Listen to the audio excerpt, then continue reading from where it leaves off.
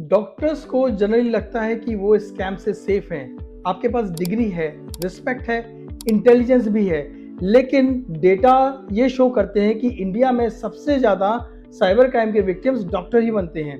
आज मैं वीडियो इसीलिए बना रहा हूँ क्योंकि फाइनेंशियल प्लानिंग के साथ साथ हमें अपने हार्ड अर्न्ड मनी को सेव करना भी जरूरी है। आज के वीडियो में हम एंड तक समझेंगे कि साइबर क्राइम क्या होता है, डॉक्टर्स ही क्यों इसके टारगेट बनते हैं, और तीसरा सबसे इंपॉर्टेंट, हम अपने आप को साइबर क्राइम से सेव कैसे कर सकते हैं। आइए इसको हम एक रियल स्टोरी से समझते हैं। डॉक्टर बहुत एक्सपीरियंस थे, सिटी के जाने माने डॉक्टर थे। उनको सडनली एक साइबर क्राइम सेल से कॉल आता है, आपके आधार का मिसयूज हुआ है, मामला बहुत सीरियस है, मीडिया और मेडिकल काउंसिल तक जा सकता है।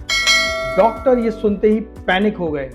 उन्हें कॉल पर लाइव रखा गया, उनसे बोला गया कि कॉल को कट मत करिए। वेरिफिकेशन के नाम पर 18 लाख रुपीस ट्रांसफर हो गए और 30 मिनट बाद कॉल बंद, नंबर ऑफ, पैसे गायब।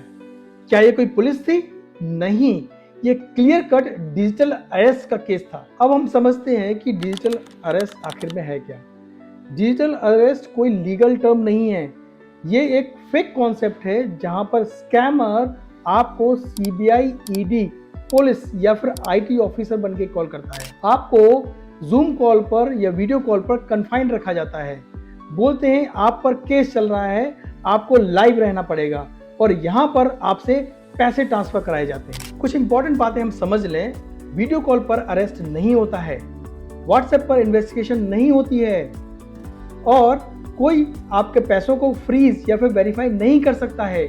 यदि कोई आपसे बोले कि अभी पैसा डालो वरना अरेस्ट, तो समझ जाइए ये 100% स्कैम है। अब हम समझते हैं कि स्कैमर आपकी साइकोलॉजी से कैसे खेलता है। इसमें एक स्मार्ट से स्मार्ट डॉक्टर भी फंस जाता है। डिजिटल अरेस्ट कोई टेक्नोलॉजी का गेम नहीं है, ये पूरा गेम है साइकोलॉजी का, और इस साइकोलॉजी को मैं बोलता हूँ द FEAR ट्रैप। सबसे पहले स्कैमर आपको फियर इंजेक्शन देता है।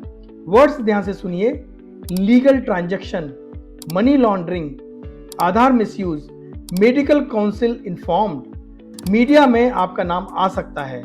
और ऐसे टाइम पर आपका दिमाग का प्रीफ्रंटल कॉर्टेक्स स्लो हो जाता है और पूरा कंट्रोल आ जाता है एमिगडाला पर। ऐसे टाइम पर स्मार्ट लोग भी गलत डिसीजन ले लेते हैं। ई मतलब इमरजेंसी, आपको टाइम का प्रेशर दिया जाएगा।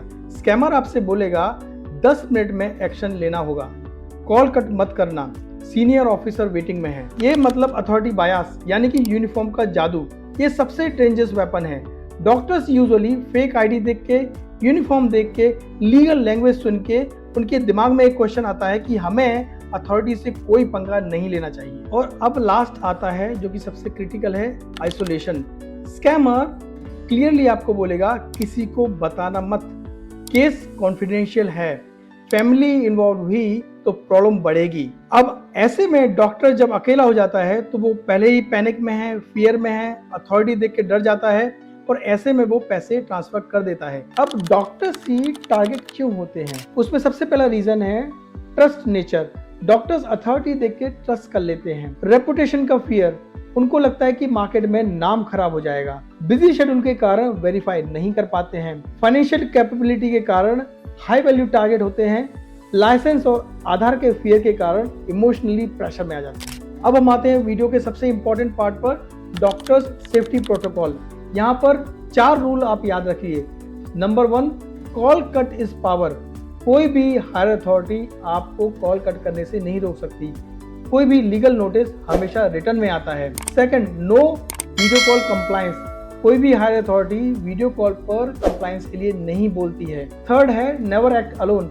हमेशा अपने सीए से, फैमिली से या फिर क्लोज फ्रेंड्स से कंसल्ट करके ही बड़ा डिसीजन लीजिए। And fourth, always remember cyber helpline 1930 या cybercrime.gov.in। स्कैमर्स स्मार्ट नहीं होते हैं, वो सिर्फ पैनिक क्रिएट करते हैं और उसका फायदा उठाते हैं। आप ये वीडियो अपने डॉक्टर फ्रेंड, हॉस्पिटल ग्रुप और रेसिडेंट में जरूर शेयर करिए, और कमेंट में लिखिए सेफ यदि आप फाइनेंशियल अवेयरनेस चाहते हैं।